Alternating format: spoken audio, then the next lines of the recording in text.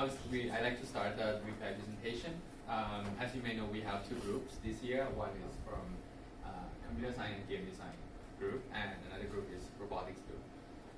There is no there is no time limits in your presentation and questioning. So basically, feel free to ask me. It'll just be about 2 hours. It's fine. Okay, so if you're ready, please start. Hi, as a sensei said, we're one of the WPI groups. We are the computer science and game design group. We worked on what we call Project Firetruck. Here's what we've been working on.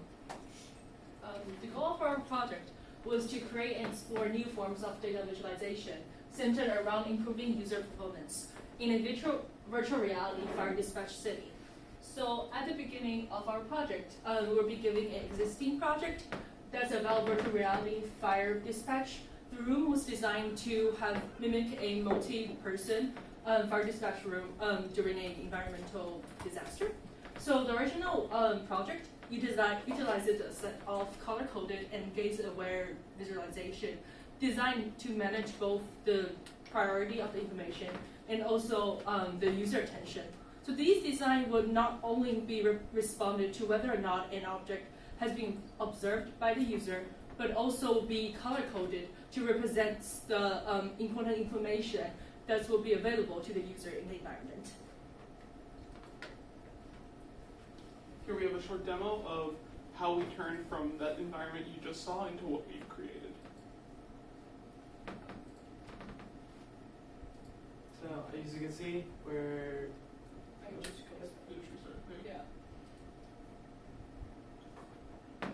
as you can see, this is the environment that we have here, the room, and in the center you can see the map of the holographic map that we're using, and backboard that shows the fire trucks, how many are available to the user at the current time. You can see us cycling through our different conditions of which we will be touching on later. And you can see as the user clicks on the fire state building, which is currently on fire, pop-up menu appears, and the user can assign a truck to it, showing it up in pop-up menu or removing it from the back screen.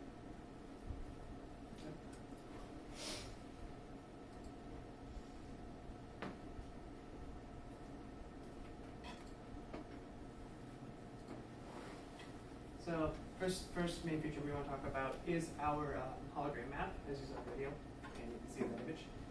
It is a map of a small portion of New York City, which we obtained using the Google Maps Unity SDK demo. It was a demo version that we pulled in that gave us a model using 3D models, individual buildings of the entirety of New York City. However, that map is way too big for us to use in our small room. So we took a small portion of it and implemented that instead. The reason why we are using a holographic map instead of a solid map is because our users are designed to interact with the hologram map. Thus, we do not want the buildings in the front to block their view. So we created the hologram shader by using the shader graph. The shader graph is an official shader visualization tool for Unity, and it allows users to create shader by just click and drag instead of actual coding. So we also have 4 shaders for the hologram building on fire, and this will allow the buildings which will be set on fire more conspicuous. Due to the fact that we're having 3D maps in our environment, we want to implement navigation functionality in it. Thus, we built our models based on the New York map and then generate our nav mesh to implement this functionality. We have a number of different ways to visualize the information we're presenting to the user. One of the first and most important ones we have is the main backboard, which has these 12 different icons and icon sets. Each one of them represents a different truck the user has access to, and they each have a bar at the top, occasionally accompanied by a number. That is the amount of water currently available to the truck. It has an icon of the truck if the truck is currently available for dispatching, the current state of the truck, and a unique identifier for that truck. We also have a HUD. This moves around as the user moves. This was visible on the left side of our demo video. It is very similar to the back screen, however, it is somewhat dynamic. It displays up to 4 trucks at any given time, sorted by the amount of water they have available to them, and it can only ever display trucks that are available currently for dispatching. What this does is it brings the user's attention only to the most important trucks, or the most useful trucks it has available at any given time. And next come to the pop-up menu. It's the information displayed for the fire building about the fire level they have, and also the status bar for the fire level and the percentage of the status bar. And also, if a truck is deployed into the certain fire building, the image will show up, and also the water level of the fire truck will be appearing, and also the percentage too. We have 3 main actions for the whole project. There's going through the back screen about all the fire trucks, and also use the trigger to deploy the truck, and use the D-pad to show the pop-up menu. As we've been saying, there are some variants in the way that the user has the availability to the information the user has. These are our 4 different testing conditions. The user can either have or not have a HUD, and can either have or not have the numbers that accompany the percentage bar. Those 4 permutations are our 4 different testing conditions. So, as you can see here, these are our 4 conditions. On the left here, you have the HUD on and the numbers on. The HUD here is shown up here on the left, and the white arrow here is showing to the number percent, indicating the amount of water level that's currently with that truck. On the right, you can see the HUD is still existent, however, the numbers that were here previously are now gone. Alright, third condition here is no HUD, but numbers on. So again, HUD is gone. However, the numbers still exist on the backboard for the users to use. And the fourth condition here is no HUD, no numbers in both locations. This will probably be the most difficult for the user to get through, as it's the most challenging to get information. However, we should also mention when the numbers are off, they also are off on the pop-up menus. So during our production process, we learned a lot about how you need to work with the virtual reality elements. We also learned a bunch of Unity features such as the shader graph and the net mesh. Due to the fact that we also encountered a lot of problems during the process, we improved our problem-solving skills. For future implementation, we want to upgrade our map, probably get the full access from the Google Maps platform. We want our map to be dynamic. We want to change the location of our map so that we could test our interaction in different conditions.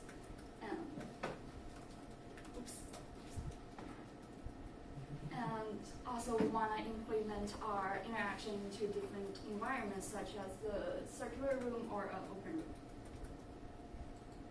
All in all, we would like to thank plenty of people both here at Osaka University and at WPI for making this experience possible and for letting us work on this great project. Are there any questions?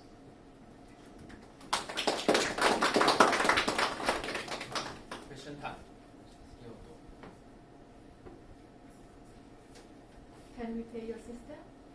Yes. Yeah, we actually need a few people to try Yeah, it out. if anybody wants to test it out, we are taking people to test and give us feedback on how it works. It's in It's in the experiment room. So it looked like the heads-up display was centered over the user's view. Was there a reason for that? It's actually not. The only way we can record is through what Unity tells us the person is seeing. However, that's a 2-dimensional image where the user is getting a more curved view of a HUD. So the elements don't look as good in this video versus what they actually look like to a person in the environment. So that is something we notice as well, but that's just from our point of view outside of VR. It should be further, almost completely to the left. Good question. So I wanted to know why you chose to base your map in a city. Mhm. So coming from California, we have tons of wildfires. It's probably the largest natural disasters that we ever have. And they're always in large, dense, and forested areas. Mhm. And so this interface that you've worked on seems really, really cool, but also would be kind of useless for us, right? Yes. So our goal here wasn't necessarily to produce a product to give to a fire department. That's something that was made very clear to us early on. And also the project we were given was based on urban environment. In fact, they had broken it up into rectangles. Not even buildings themselves, it was just rectangles, and a rectangle could set on fire. So, however, if we were to do something like a wildfire location, we'd probably do something more along the lines of defining a region rather than a hitbox for a building to light on fire. But yeah, this would absolutely not be applicable for someplace like California. Yes? So I think you tested the 4 conditions. Mm-hmm. So how about the result of the test? No, we actually didn't test it, so we don't really have enough time to do our test run. So we were taking like a fit test, like just So the way yeah. it is I think Jason said in December or something. Yeah. when he- That they will be actually doing the testing with this once it's actually time for it. Where it's not in our time frame to do the actual testing with these conditions. We were told to develop this environment. The test will be run at a later date, so we don't have any results right now. Yeah. I think we should test. We should. Yeah. Yes. That's the plan. That's we were planning on having a few people on to give some Yeah. or we do have I think you guys will back to the Friday. We leave Friday. Yeah. Maybe you have 2 times or 2 days Yeah. that you can With our report. invite some we- people We'll see. to test. Yeah. Absolutely. If anybody wants to come do the test, I mean, we'll be in the room. Just we can absolutely run through. Perfect. Yeah. Any other questions? So what kind of data are you taking? Are you recording? Like, Yes. do you have any hypothesis about them?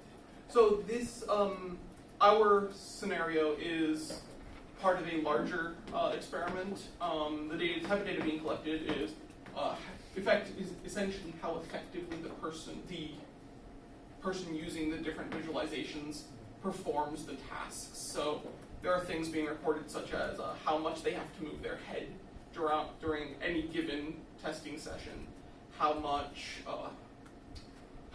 water they manage to put out onto fires, how many fires they get to completely put out, how much time goes on before a critical mass of fires happen, so how quickly they can deal with new fires coming on.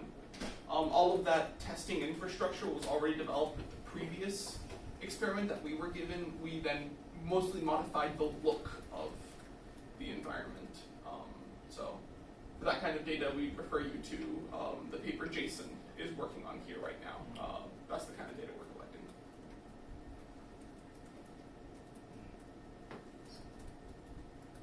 Anyone else? Okay, I have a few. Yes. The first one regarding to the 3D maps that you Yes. have. Like, what is the reason with the 3D instead of just 2D? So that actually ties in with why we designed the room we did the way we did versus using a tiered system or monitors like already existed. All of that was in an effort to leverage the power that we felt VR had outside of human interactions. The existing system leveraged the fact that humans work together in a fire dispatch scenario to properly address these issues. So you have the tiered system where people can communicate with each other. They can talk up or down the tiers and everybody can see all the information at once. However, in our scenario, that wasn't applicable. We only have one user in VR.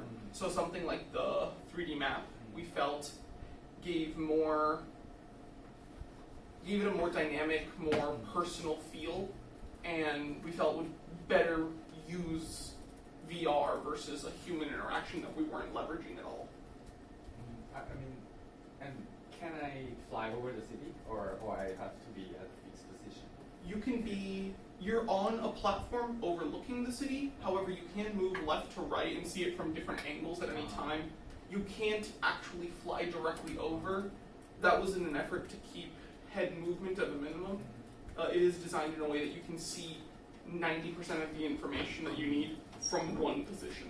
Also, it reduces a little bit of motion sickness that can occur if you have the user like smoothly flowing around like over and over. In addition, with our back screen, you would have to be moving your head a lot, which will cause strain. A lot of the design choices we made were to keep the user moving as little as possible to reduce the chance of motion sickness from occurring or anything like And that. keep them as comfortable as they can be while they're working or playing through. Because one concern I feel is that when, let's say that if there is a fire happening in a row, then all your maps are, I mean, the effort that you try to make it transparent so that you see in the backs, those kind of thing. If it, like all the buildings are burned in a row, then that row will be, how to say? Difficult. Yeah. Difficult to So see the way anyway, we chose. If you look into 2D, you see it in a Yes. row. Yeah, so that's my question. Yeah, we did take that into account. The map itself isn't flat. It actually is angled, so you can, any two buildings are distinguishable. It's oriented in a way that larger buildings are towards the back and smaller buildings are towards the front to keep that kind of feel. But you're right, absolutely. In a scenario where you can't control those variables, maybe you have a larger distribution or you have a worse mixture of buildings, that would be an issue we'd run into. I mean, you can simply say, improve it by user can be able to turn the map. Yes. Yes. So you Correct. see from different That is one of the features. That's one of, yeah. We didn't have enough time to Yes. research and put that into it. So, how much knowledge did you know about the fire dispatching task that being carried out in actual situation? Now or at the beginning? Yeah, now Well, at the beginning, and how did you get? So, did you hear any? What was your information source about how the actual fire department dispatches these fire engines to the proper position? How did you get this knowledge? Most of that knowledge came from connections I have in the United States emergency dispatch system. Mm-hmm. So it's mostly based off of how the medical divisions dispatch their trucks. But I was told it is extremely similar to how fire teams are dispatched. we use those sources to get it started around. My knowledge about so typically I think that they sometimes become short of resources because if there's so many fires happening in the same place, I think they don't have enough resource to dispatch. And that's still a kind of manual task, or are there any way to automatically compute where to put which fire engine? As it stands today, in the US, I cannot speak for Japan, there is no automated system. The way it's normally done is communities and 911 communities can communicate with each other and inform, hey, we're going to need more resources here, or we can lend some people and whatnot. And what that does is it funnels from as far out as possible towards the disaster site, and people cover for each other. But at this moment, that part is not of your interest because you are mainly focusing on visualizing this situation. Correct. In fact, there is a section when you actually run through the experiment. It does get to a point where fires do get created faster than you get trucks, so you run out of resources fast. Yeah. Yes, you get to a point of actual impossibility.